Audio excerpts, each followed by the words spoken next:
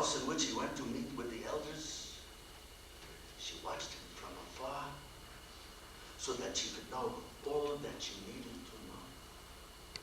She would like to ride his horse from the town in the valley up to the hills. He took food with him and sat on top of the hills, just as Morak Wamboka did when she was a girl. He sat, gazed into the distance, his horse tied to a tree with a rope. One day, he came to the top of the hill near where Morak Wamboka lived. The old woman was ready. She knew he would tie his horse to a tree with a rope, and sit on the ledge and think about his home on the other side of the great lake. And when he sat and stared, when he leaned against the tree and closed his eyes, Morak Wamboka came from the house where her husband no longer lived, where she spent the nights without the warmth of his body. She came from her proud but sad home, and with the spear that was once her husband's, drove the sharp point through Chief Dotcoat's side until the blade struck the trunk of the tree on the other side of his bones. They said it was Otenyo who did it. They said only a man could do it. But it wasn't Otenyo. It wasn't a man. It was Morak Wamboka, because of what the Wazungu had done. That is the story of Morak Wamboka, the one after whom you are named. May you do honor to your name.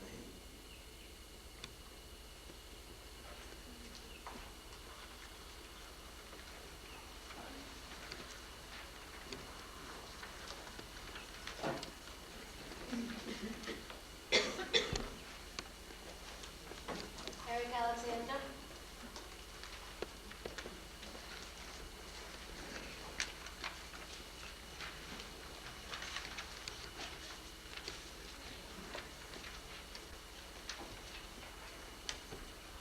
Having a vision for the future, sensing kinship with all that surrounds us, knowing that we are a part and a piece.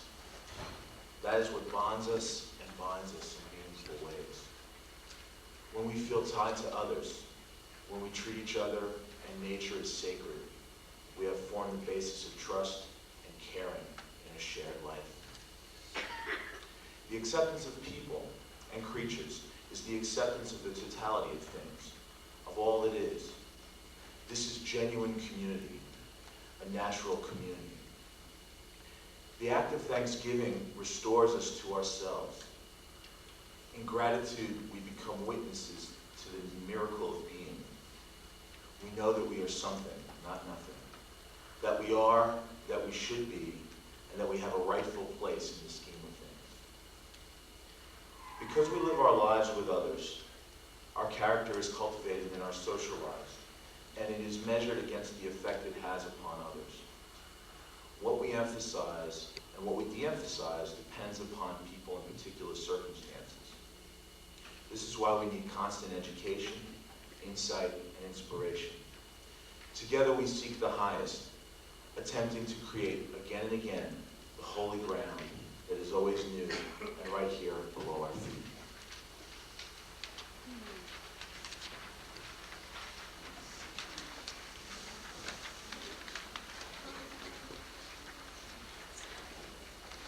Now I'd like to ask Sharon Stanley and Robin Mailer and Emily Eisen to come up, and they're going to read from Tea and Luca.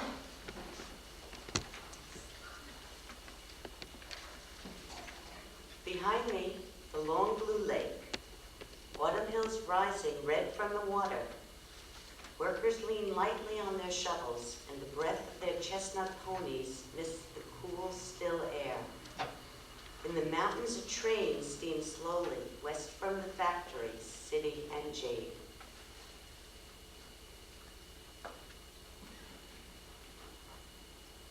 Celebrating liberation.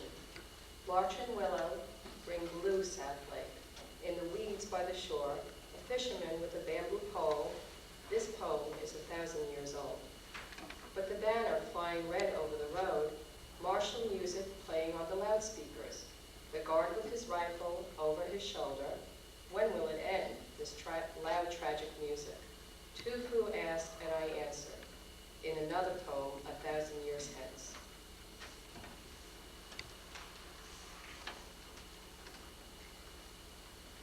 I would like to note that Arthur helped to create my beautiful wedding at the tea house in the stroll garden, and the Japanese stroll garden in Locust Barrel.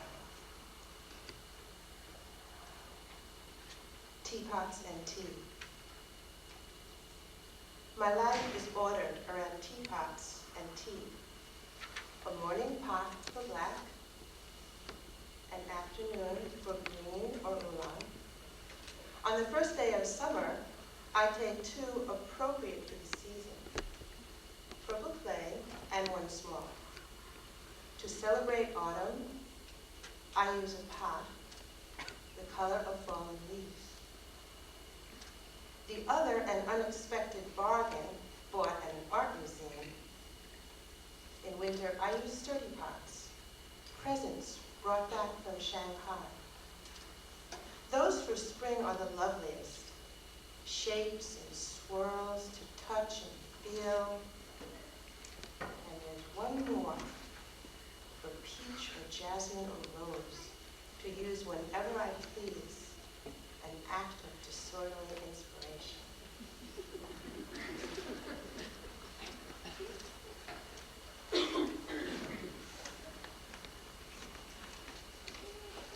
Stroll garden.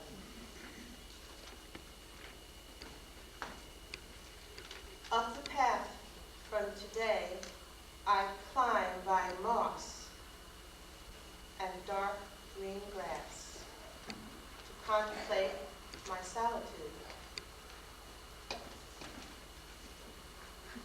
Later, I descend on pebbles of white water.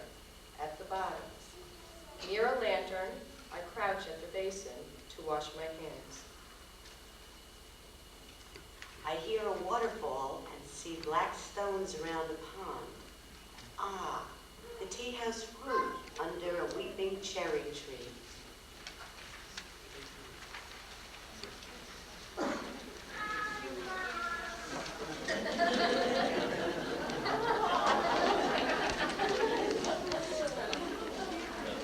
I planned that. The Sunday school children are now going to perform a story from Love Your Neighbor. And Arthur, you need to pay particular attention because you will be asked for the moral at the end.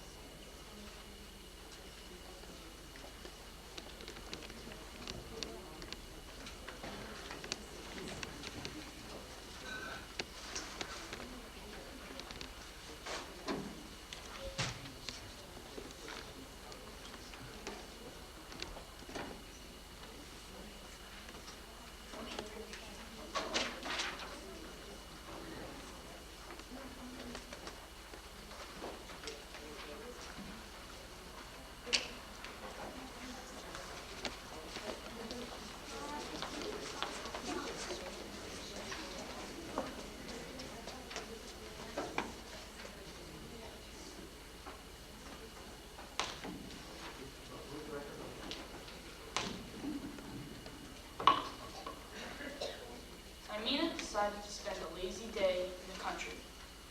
She bought 8 rubber boots to keep her spidery feet from getting muddy and packed a poncho in case it rained. She stuffed crumbs of vanilla biscuits into her pockets, then headed out of town.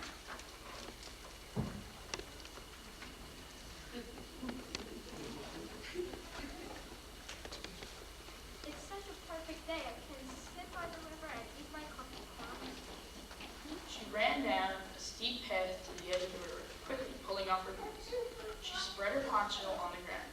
She listened to the wind rustling tulip leaves while she munched on her snack.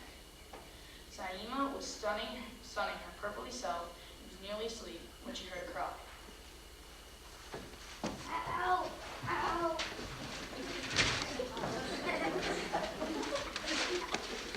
I'll save you. She quickly spun and cast a silky net into the water. The helpless creature grabbed the web and Zymina dragged him to safety. Are you okay? Yeah, thanks. He said, shivering with cold and fright. Before she could say another word, he ran upstream. He yelled. Zymina returned to her pleasant task of sunning and thinking and eating crumbs. Suddenly, she heard a second voice calling for help. She looked up and saw another spider swirling. Again, she spun a web, cast it into the river, and pulled off the second soaking spider. Are you okay? Zymina said. She was getting tired. A little. I can't take this anymore. This is hard work.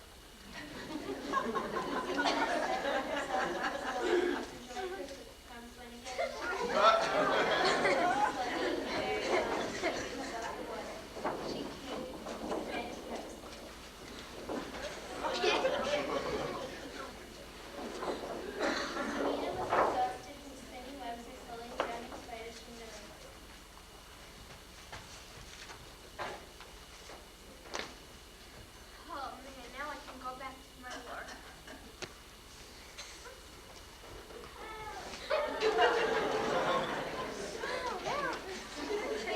Spider, I'm having a hard day at work and I really want to eat my crumbs, but I want to save the spider, so I think I'll save you. Are you okay? Yeah, thanks. Zymina was exhausted from spinning webs and pulling drowning spiders from the river. So she went upstream around the bend. She saw a group of spiders. One spider was standing on a ledge that jutted out over a swift river. Zymina realized what he was about to do. Wait, don't jump.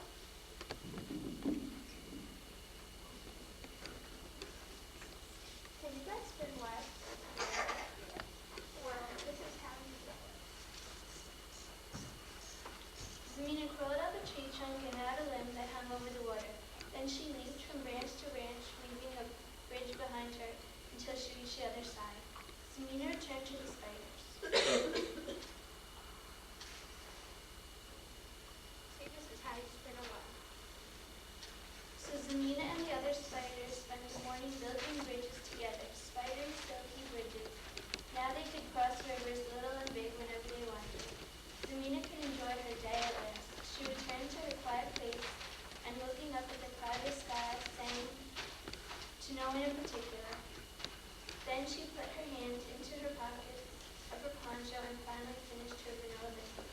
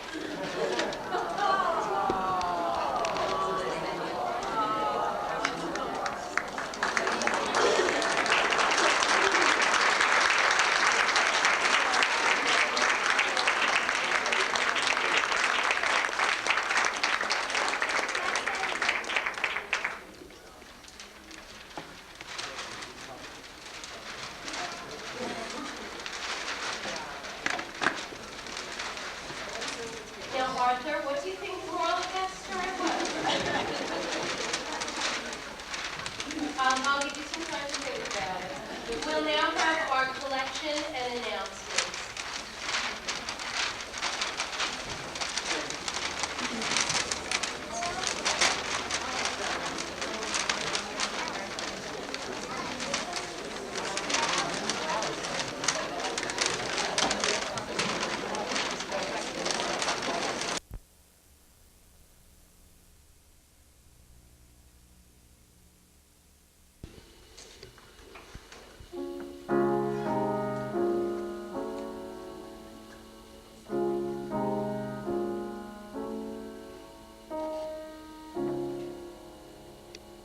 Be still, my soul, for you are not alone.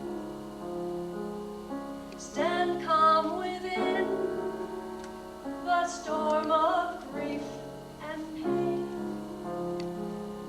Trust in your strength to order and provide. Through every change, your faithful light remains. Be still, my soul, the restful peace within. Through trying times leads to a joyful end.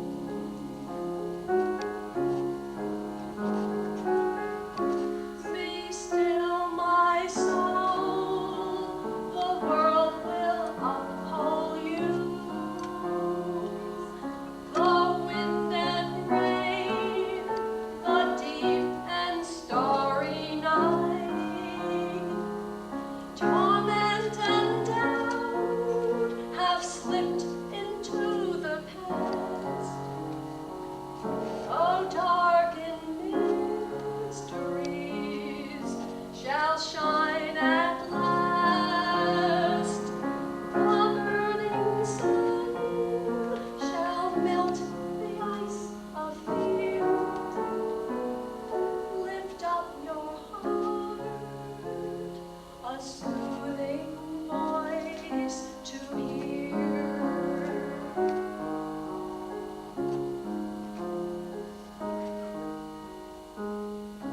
Be still, my soul, when light you cannot see, and trembling stars speak to the fear in thee. The face of love illuminates the night, all mending peace and trust in perfect light. Be still, my soul, when tears fall from above. You are divine, eternally in love.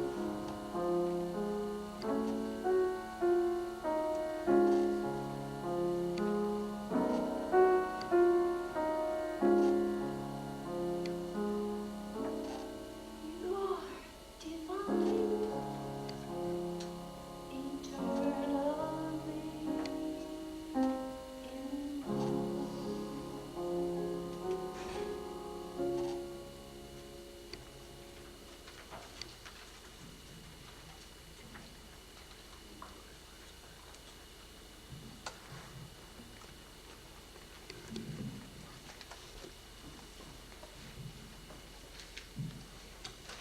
Thank you, Lynn and Barbara. Let's see. The platform here today is to be provided by two people with whom I think you are very familiar. Dr. Arthur Dobrin and Richard Canary. The address is The Times They Are A-Changin'.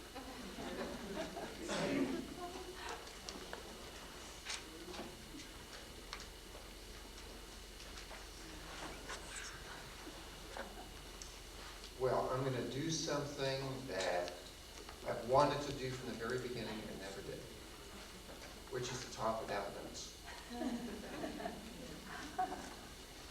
Of course, I'm not really going to talk at all. I think everything that I wanted to say, I have said, and I've had ample opportunity to say it. I didn't think that this would really happen. The last time to talk to you in this capacity. One of the reasons I didn't think it would ever happen is because I never thought it would start.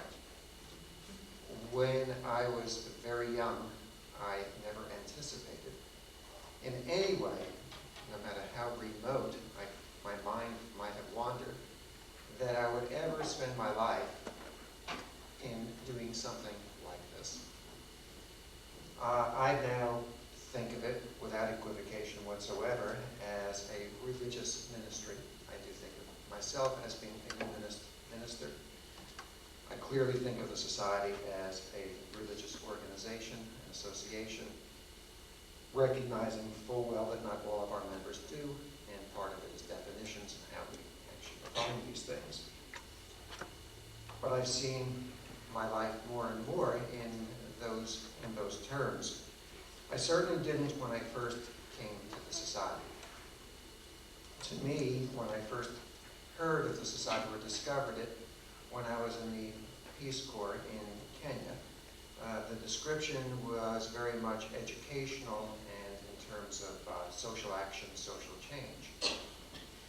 Those are two things that I did think of in terms of my life, things that I wanted to do, more education than social change, but learning about the history of the ethical movement and coming out of the kind of family that I did, that the social change was certainly a piece of it.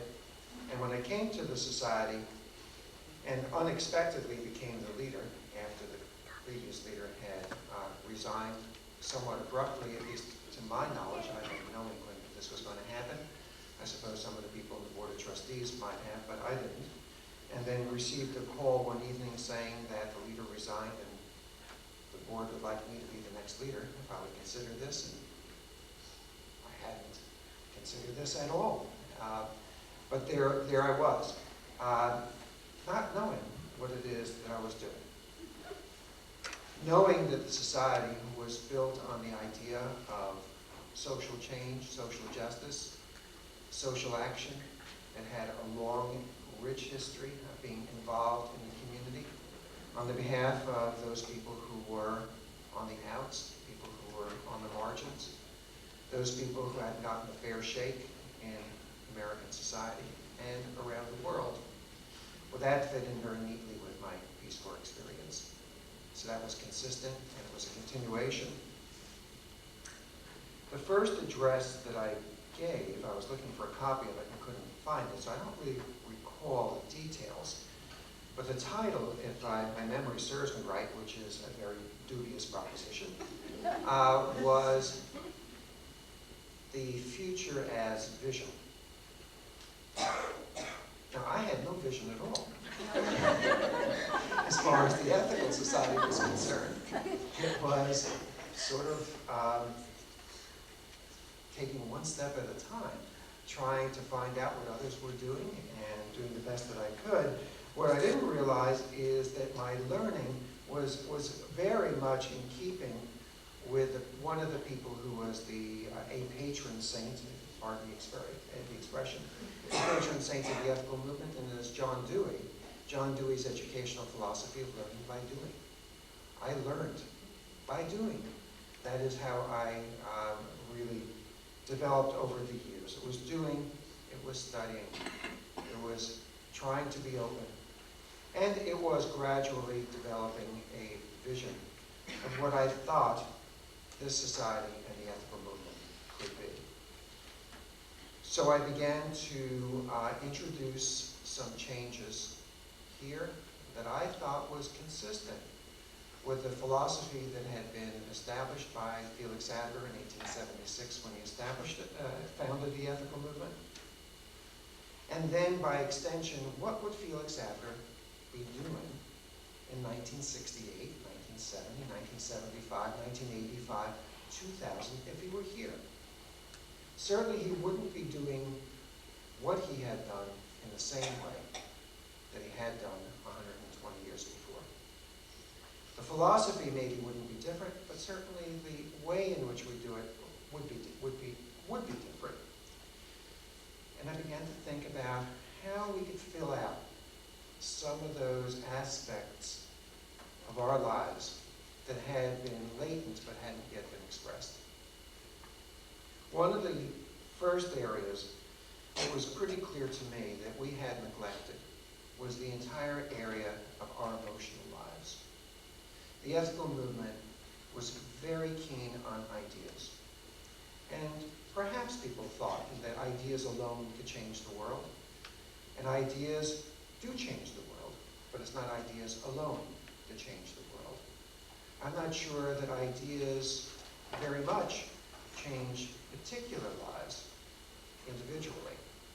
There I thought that the realm of emotions and feelings was a part of what it meant to be human that hadn't been fully developed, or hardly developed at all, in the ethical movement, with our insistence on addresses in which we give good talks to intelligent people. I came to that realization when I began to officiate at funerals and memorials. This wasn't the time to lecture people. This was a time to give people the strength and the inspiration to go on with their lives. And that wasn't done through ideas alone. There was something else that was happening. And people were very moved. The same was true of weddings. The same was true of welcoming ceremonies for children. And I thought that some of the finest moments in the ethical movement were expressed not here in our room on a Sunday morning between 11 and 12,